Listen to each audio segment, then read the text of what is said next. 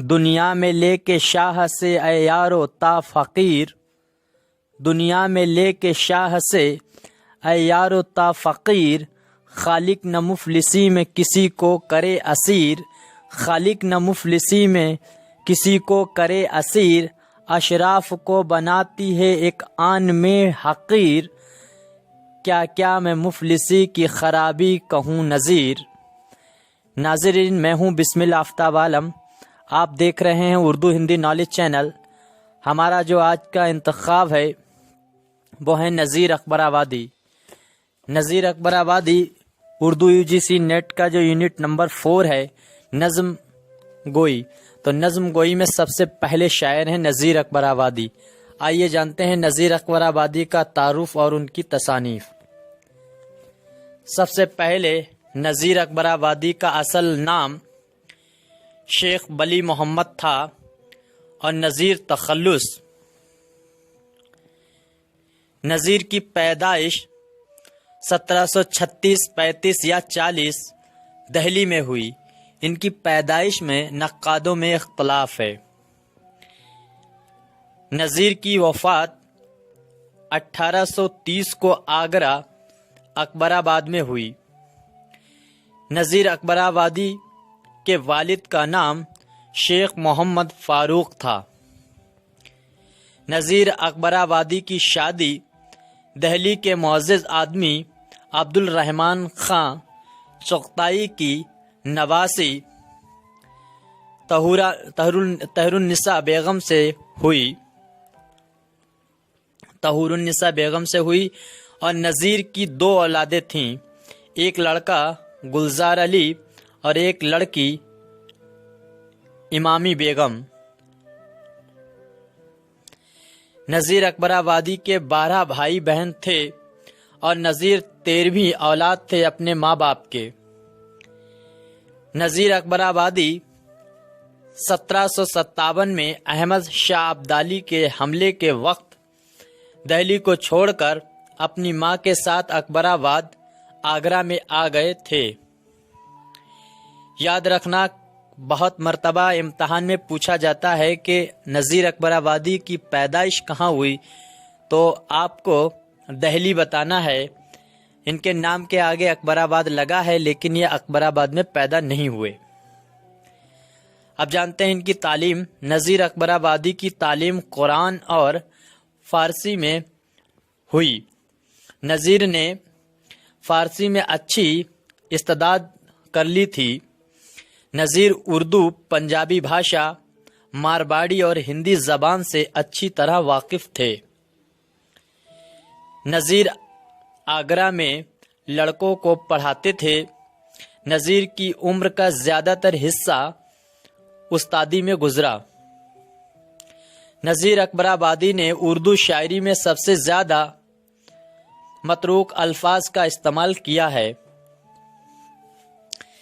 نذیر اکبر آبادی کے ہم اثر شاعر میر تقی میر تھے۔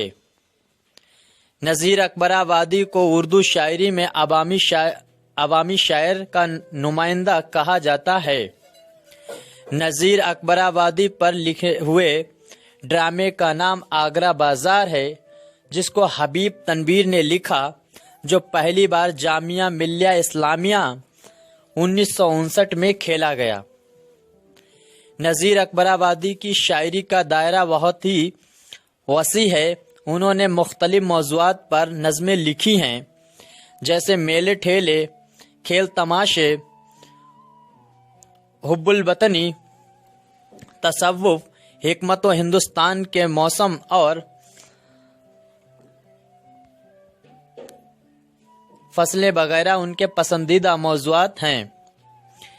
اب جانتے ہیں نذیر اکبر آبادی کی مشہور نظمیں: ہولی، عید، شب برات، خدا کی پہچان، اہل دنیا، آدمی نامہ، بنجارہ نامہ، کلجگ، روٹیاں، مفلسی، کورا برتن، آگرے کی ککڑی، بانسری، سمدھن، چوہوں کا آچار، گلہری کا بچہ، ریچھ کا بچہ، خواب غفلت، نام اللہ کا وغیرہ ان کی مشہور نظمیں ہیں۔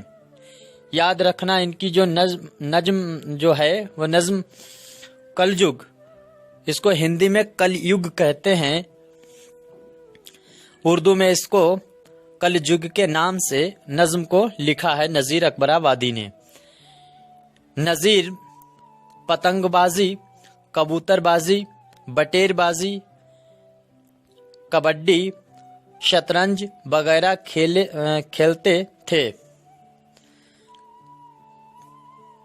کرتے تھے۔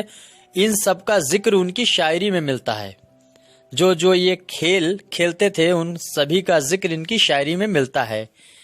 اب جانتے ہیں نذیر دیوالی، ہولی، عید، شب برات، بسنت، تیراکی، سلیم چشتی کا عرس وغیرہ سبھی تہواروں کو جو جوش و خروش کے ساتھ مناتے تھے۔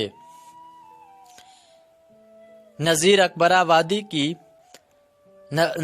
آبادی کسی دبستان سے متعلق نہ تھے، نہ دہلی نہ لکھنؤ۔ یاد رکھنا یہ کسی بھی دبستان سے جڑے نہیں تھے۔ اردو ادب میں 2 دبستان ہیں، دہلی دبستان اور لکھنؤ دبستان۔ اب جانتے ہیں نذیر اکبر آبادی سے متعلق نقادوں کے قول۔ سب سے پہلے شمس الرحمن فاروقی نے کہا نذیر کا دماغ چھوٹا اور تجربہ محدود ہے۔ اس کے بعد کلیم الدین احمد نے کہا کہ نذیر اکبر آبادی اردو شاعری کے آسمان پر